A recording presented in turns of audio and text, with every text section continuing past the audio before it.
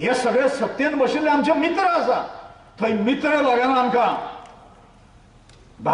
महाभारताच्या युद्धान अर्जुनाच्या समोर जे सगळे सोयरे दायरे आशिल्ले तांकां कृष्णान सांगलें तांची पर्वा करूं नाका. ते अधर्माच्या फाटल्यान आसा. अधर्माच्या फाटल्यान जे लोक असता ते मरपाच्याच लायकीचे लोक असतात.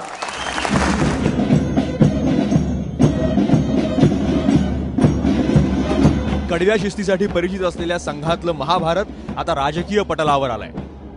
कारण संघानं गोवा प्रमुख सुभाष वेलिंगकरांची हकालपट्टी अर्थात संघाच्या भाषेत पदमुक्त केल्यानंतर सामनानं संघ आणि भाजपावर आता निशाणा साधलाय. मातृभाषेशी गद्दारी करणाऱ्या भाजप सरकारला जनतेचा तळतळाट लागेल. या विधानसभा निवडणुकीत भाजपचा पराभव करू अशी शापवाणी उच्चारताच सुभाष वेलिंगकर यांना गोव्याच्या संघप्रमुख पदावरून हटवण्यात आलं. हा मराठीबरोबर कोकणीशीही द्रोहच आहे. वेलिंगकरांचं काय चुकलं? त्यांचा गुन्हा तरी काय? याचं उत्तर आधी गोव्याच्या मुख्यमंत्र्यांनी तर द्यायलाच हवं, पण मुख्यमंत्र्यांच्या दिल्लीतल्या रिमोट कंट्रोलनीही द्यावं. प्रश्न फक्त वेलिंगकरांचा नसून यामुळे गोव्यातल्या पादऱ्यांचा काळ सोकावेल ही भीती वाटते. अर्थात सेनेचा निशाणा संघ, मोदी, शहा यांच्या बरोबरच मनोहर पर्रीकरांवर सुद्धा आहे. आजचे संरक्षण मंत्री मनोहरराव पर्रीकर साहेब हे गोव्यात जेव्हा विरोधी पक्षनेते होते तेव्हा त्यांनी मिशनऱ्यांच्या शाळांना, इंग्रजी शाळांना अनुदान देणार नाही ते बंद करावं, मराठी आणि कोकणी शाळांना अनुदान द्यावं, अशा प्रकारची भूमिका घेतली होती. पण सत्तेवरती आलं होती हे सगळे विसरलेले आहेत.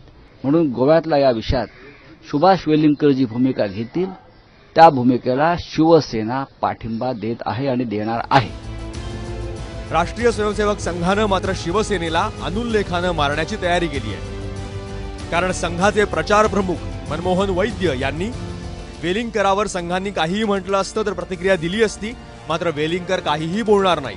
ते स्वयंसेवक आहेत. मात्र सामनानं लिहिलेल्या अग्रलेखाची दखल घेण्याची गरज नाही. सुभाष वेलिंगकर गेली 3 दशके संघाचे निष्ठावंत स्वयंसेवक आहेत. गोव्यातील प्रत्येकालाच मातृभाषेतून म्हणजेच कोकणीतून शिक्षण देण्यात यावं यासाठी भारतीय भाषा सुरक्षा मंचानं आंदोलन उभारलं होतं. गोव्यात काँग्रेसची सत्ता असताना भाजपनेही त्याला साथ दिली होती. मात्र गोव्यातून दिगंबर कामतांचं शासन गेलं आणि भाजपचं कमळ फुललं. मात्र कोकणीतून शिक्षण देण्याचं आश्वासन काही पूर्ण झालं नाही. त्यामुळेच वेलिंगकरांचा संताप झाला. त्यांनी गोव्यात भाजपा विरोधात भूमिका घेतली. इतकंच नव्हे तर अमित शहा यांच्या दौऱ्यावेळेस त्यांना काळे झेंडे दाखवले.